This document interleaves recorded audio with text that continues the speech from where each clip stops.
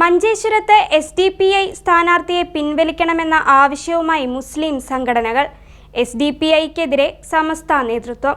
ന്യൂനപക്ഷ വോട്ടുകൾ ഭിന്നിച്ചാൽ BJPക്ക് ഗുണകരമായി മാറുമെന്ന് വിലയിരുത്തൽ.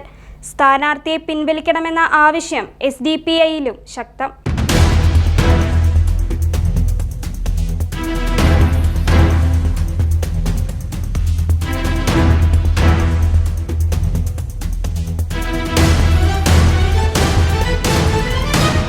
അതിശക്ത ത്രികോണ മത്സരം നടക്കുന്ന മഞ്ചേശ്വരത്ത് സ്ഥാനാർത്ഥിയെ നിർത്തിയ SDPIക്കെതിരെ രൂക്ഷ വിമർശനവുമായി സമസ്ത രംഗത്ത്. ഫാസിസത്തിന്റെ പ്രതിരൂപമായ BJPക്കെതിരെ മതനിരപേക്ഷ വോട്ടുകൾ ഏകീകരിക്കേണ്ട സമയത്ത് സ്വന്തം സ്ഥാനാർത്ഥിയെ നിർത്തുക വഴി ന്യൂനപക്ഷ വോട്ടുകൾ ഭിന്നിക്കുമെന്ന് സമസ്ത ചൂണ്ടിക്കാണിക്കുന്നു.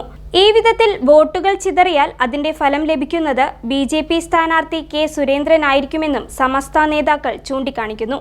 സമസ്തയുടെ പോഷക സംഘടനയായ SKSSFന്റെ സംസ്ഥാന നേതൃത്വം SDPIക്കെതിരെ അതിരൂക്ഷ വിമർശനമാണ് ഉയർത്തിയിട്ടുള്ളത്. നിഷ്പക്ഷ മതേതര വോട്ടുകളെ ഭിന്നിപ്പിച്ച് ഫാസിസ്റ്റുകൾക്ക് വിജയിക്കാനുള്ള അന്തരീക്ഷം ഒരുക്കുന്നതിൽ നിന്ന് പിന്മാറണമെന്നാണ് SKSSF ആവശ്യമുയർത്തിയിരിക്കുന്നത്.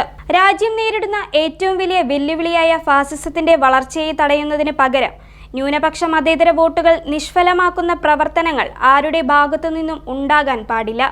മുൻ തിരഞ്ഞെടുപ്പുകളിൽ കേവലം 89, 745 എന്നിങ്ങനെ ചെറിയ വോട്ടുകളുടെ ഭൂരിപക്ഷത്തിന് മാത്രം ജയപരാജയങ്ങൾ നിർണയിക്കപ്പെട്ട മണ്ഡലമാണ് മഞ്ചേശ്വരം. ഇത്തരമൊരു സാഹചര്യത്തിൽ മതേതരപക്ഷത്തെ ഒരു സ്ഥാനാർത്ഥിയുടെ അതേ പേരുള്ള അപരനെ സ്ഥാനാർത്ഥിയായി നിശ്ചയിച്ചത് അങ്ങേയറ്റം ദുരൂഹവും ജനാധിപത്യ മര്യാദകൾക്ക് നിരക്കാത്തതുമാണ്. സ്വന്തം രാഷ്ട്രീയ താൽപര്യങ്ങൾക്ക് മുൻഗണന നൽകി ഫാസിസ്റ്റ് വിരുദ്ധ പോരാട്ടത്തെ ദുർബലപ്പെടുത്തുന്നത് സമുദായത്തോടുള്ള വഞ്ചനയാണെന്ന് SKSSF ഓർമ്മിപ്പിച്ചു. BJPക്ക് മുൻതൂക്കമുള്ള ഏത് മണ്ഡലമാണെങ്കിലും അവിടങ്ങളിൽ മതേതര വോട്ടുകൾ ഏകീകരിക്കാൻ മതേതര ജനാധിപത്യ രംഗത്തെ ഇരു മുന്നണികളും രംഗത്ത് വരണമെന്ന നിലപാടാണ് സമസ്ത മുന്നോട്ട് വയ്ക്കുന്നത്. ഇത്തവണ കേരള നിയമസഭയിൽ പങ്കാളിത്തം ഉറപ്പിക്കാൻ BJP നടത്തുന്ന നീക്കങ്ങളെ ഏതുവിധത്തിലും ചെറുത്തു തോൽപ്പിക്കണമെന്ന് തന്നെയാണ് സമസ്ത ഈ നിർദ്ദേശത്തിലൂടെ മുന്നോട്ട് വയ്ക്കുന്നത്.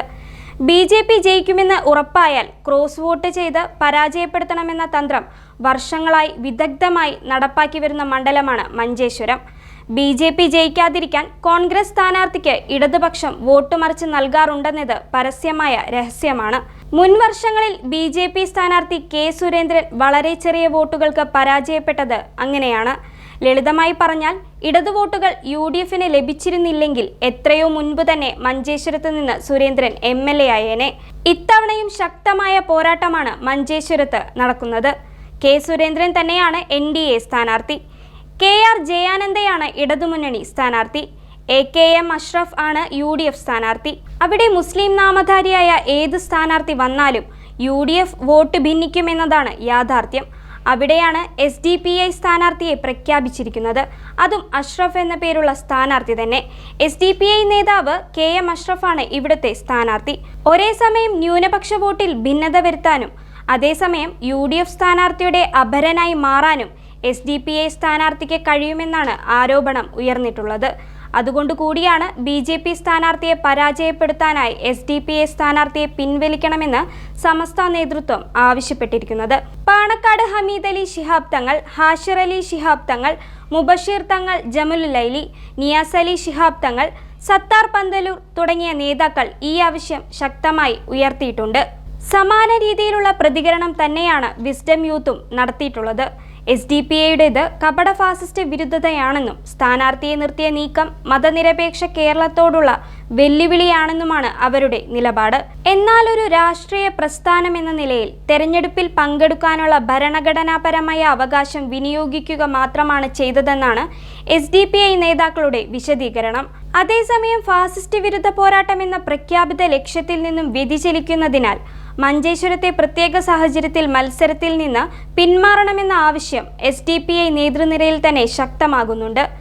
വിവിധ ന്യൂനപക്ഷ സംഘടനകൾ എതിർപ്പുമായി രംഗത്ത് വന്ന സാഹചര്യത്തിൽ SDPI നിലപാട് പുനഃപരിശോധിക്കുമോ എന്നാണ് ഏവരും ഉറ്റുനോക്കുന്നത്.